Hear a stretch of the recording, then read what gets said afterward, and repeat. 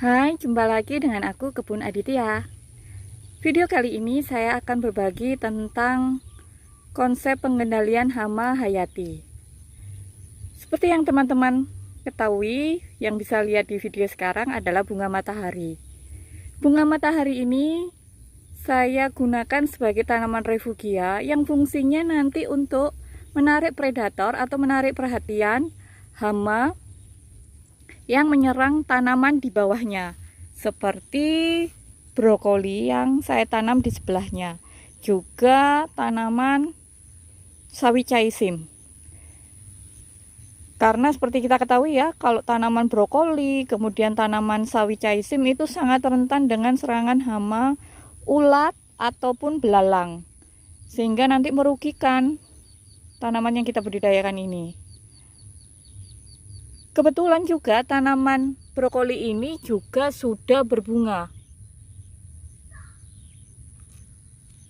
Jadi waktunya bersamaan ya dengan mekarnya bunga matahari.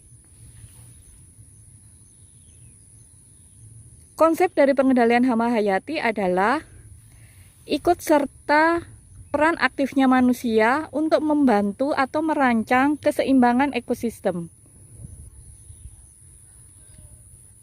Beberapa keuntungan dari pengendalian hama hayati adalah yang pertama, aman dan mudah digunakan. Lalu berikutnya adalah biayanya cukup terjangkau atau murah karena kita tidak perlu membeli pestisida sintetik atau pestisida pabrikan. Konsep pengendalian hayati juga membuat kita sebagai manusia berlatih untuk ikut serta aktif dalam merancang keseimbangan ekosistem. Ada beberapa kegiatan yang termasuk pengendalian hama hayati. Salah satunya yaitu penanaman tanaman refugia. Tanaman refugia juga macam-macam ya. Bisa nanti searching di Google. Salah satunya yaitu tanaman bunga matahari, lalu kemudian bunga kenikir, lalu juga tanaman serai, ataupun tanaman-tanaman yang berfungsi untuk menarik predator atau menarik perhatian hama sehingga nanti tidak menyerang tanaman yang kita budidayakan. Lalu kegiatan berikutnya juga bisa melalui kegiatan sistem tanam yang heterogen atau umumnya bisa disebut dengan tumpang sari. Jadi ada beberapa jenis tanaman, bukan monokultur ya. Jadi ada tanaman bunga, tanaman sayur, lalu itu saya juga menanam kunci, saya juga menanam sayuran sawi caisim, lalu itu ada kenikir. Jadi dalam satu areal ini saya menanam berbagai tanaman karena memang saya sengaja untuk berlatih menciptakan atau membuat keseimbangan ekosistem. Karena memang di tempat tinggal saya ini dekat sekali dengan kebun yang cukup luas ya. Jadi ada kebun jagung, lalu kemudian ada ada sawah padi, lalu juga ada kebun tanaman tebu, dan kebunnya cukup luas sehingga hama pun seperti ulat, lalu kemudian belalang, ulatnya pun juga macam-macam ya, mulai dari warna, ukuran, itu juga variasinya lumayan. Jadi ini terbukti pada saat saya menanam bunga matahari awalnya ya, teman-teman bisa lihat ini daunnya terserang atau dimakan belalang, dimakan ulat, sama seperti juga brokoli ini. Nah, konsep pengendalian hama hayati ini kita bisa membantu atau kita bisa mengamati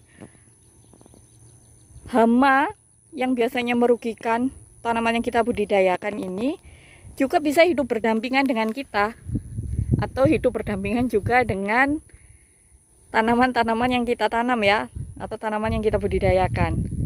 Jadi kita tidak membunuh secara masif dengan racun pestisida, tetapi kita memberikan pilihan kepada mereka, hama-hama itu tadi, untuk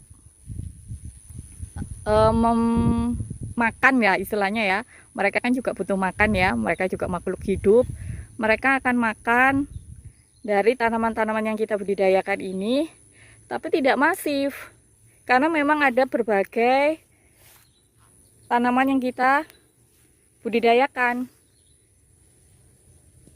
Salah satu kerugian penanaman secara monokultur adalah memang ada serangan hama atau penyakit yang masif. Jadi kalau satu tanaman diserang, biasanya juga langsung masif tanaman yang lain juga ikut terserang. Karena mungkin ya di pikirannya hama itu, wah ini lumbung pangan ini, lalu mengajak teman-temannya yang lain untuk ikut serta atau datang ke areal itu. Beda nanti ketika sistem penanamannya secara heterogen atau seperti tumpang sari, seperti ini. Jadi para hama itu tadi bisa memilih makanan yang mana. Karena memang konsep berkebun organik secara sederhananya, kita semua, kita sebagai manusia, kita sebagai tanaman yang kita budidayakan, lalu juga ada hewan-hewan kecil ataupun hewan-hewan yang tidak terlihat seperti virus atau bakteri, itu juga hidup berdampingan. Artinya kita juga berlatih untuk menciptakan atau membuat keseimbangan ekosistem. Itu saja yang saya sharingkan di video kali ini. Bagaimana dengan pengalaman teman-teman tentang pengendalian hama hayati di kebunnya teman-teman? Mari kita saling berbagi ya satu sama lain. Oke, sekian dulu. Terima kasih. Sampai jumpa di video berikutnya.